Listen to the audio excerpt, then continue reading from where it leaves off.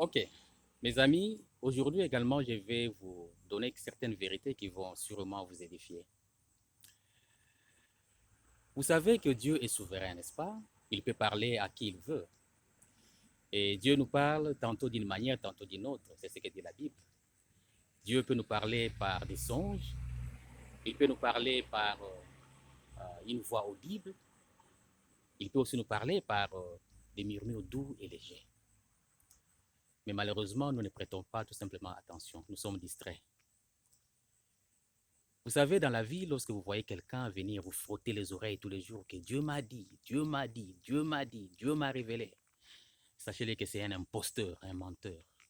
Ne prêtez pas attention à lui. Dieu parle à tout le monde. Il vous parle tous les jours, mais vous ne prêtez pas attention. Je vais vous le prouver.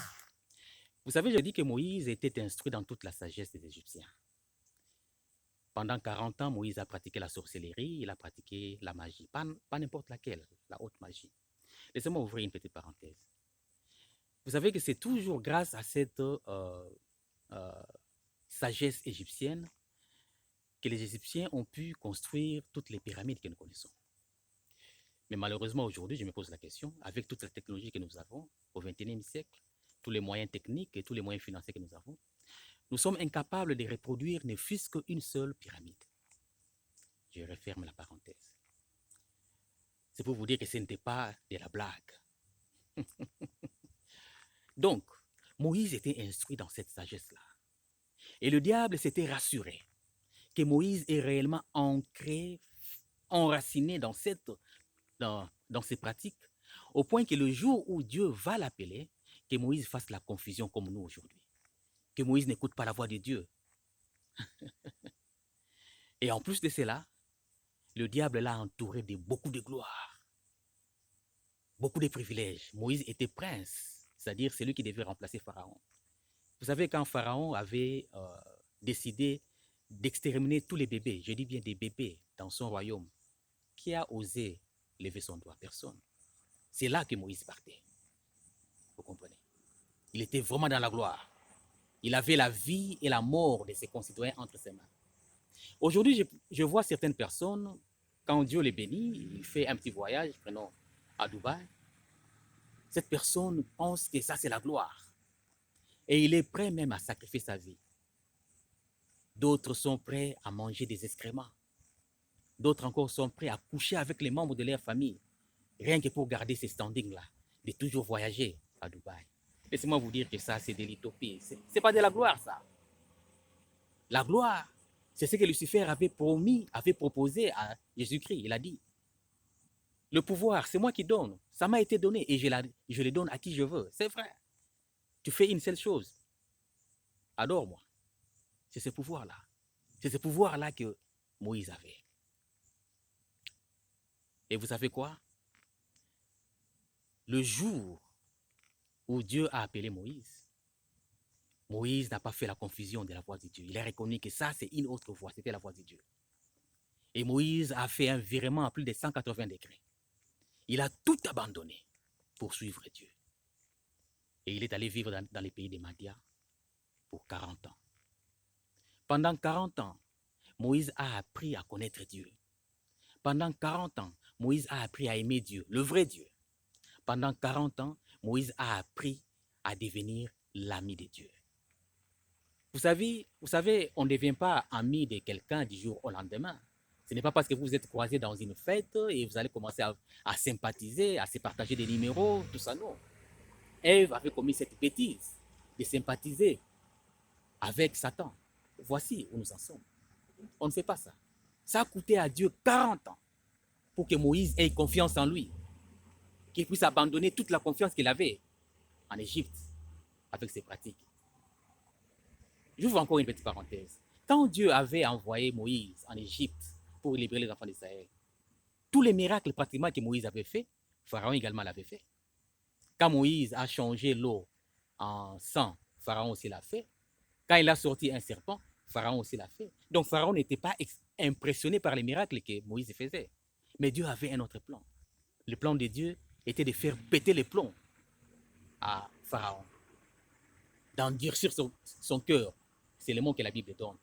Et quand il a endurci son cœur, Pharaon était fatigué, il a dit, laissez-les partir, ces imbéciles.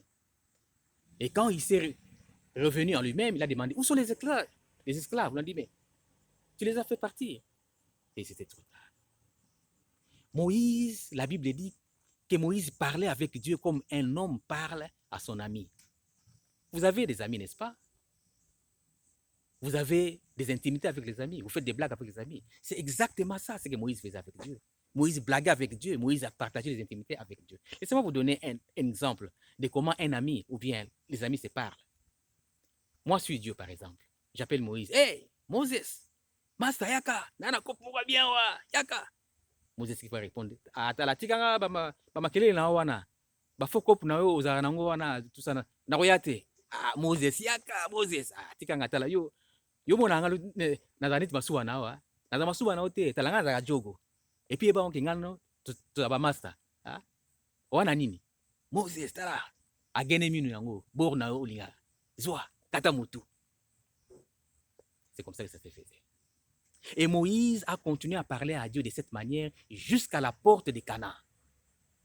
Quand Dieu lui a dit, Moses, tu vois cette terre-là? Tu n'y entreras pas. Mettez-vous maintenant à la place dans la peau de Moïse et répondez à Dieu comme votre ami. Qu'est-ce que vous allez dire? Eh, tala. Nga on est tenu yo obayara bombe hein? Ngai Moses, nga na kotate. Eh, kopo eza kopo na oti. Bangulu nyoso bangulu na oti. Nga zali nga poser na kati Egypte kuna na fandi. Poso nanga kitoko tout ça pepele. O tchaka na kata mu yawa.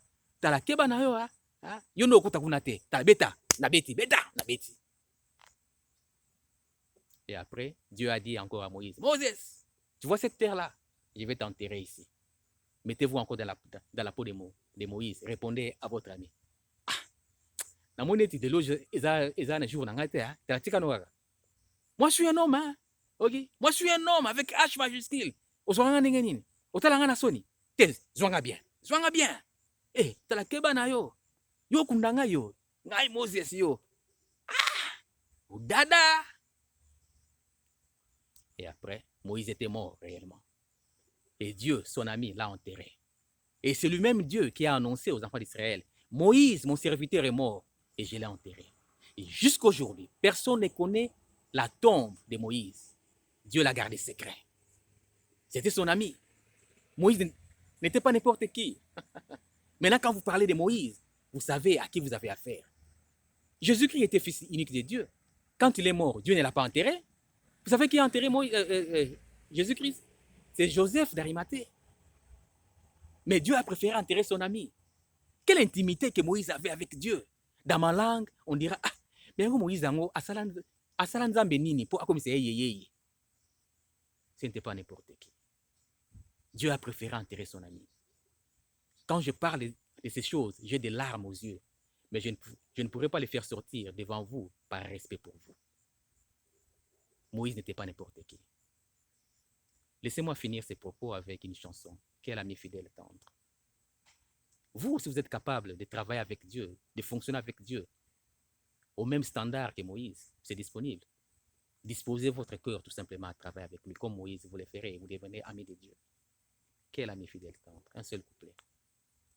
Quel ami fidèle tendre. Nous avons en Jésus-Christ. Bientôt il viendra nous prendre pour être au ciel avec lui. C'est celui qui nous fait ce frère et nous met en liberté. Bientôt nous aurons la joie de vivre avec lui toujours. C'est des couplets que j'ai oubliés, mais c'est ça l'essence. Dieu est capable de vous parler, il vous parle tous les jours. Prêtez oreille, ne soyez pas distraits. Et vous pouvez travailler avec Dieu, comme Moïse l'a fait, et faire des blagues et des intimités avec Dieu.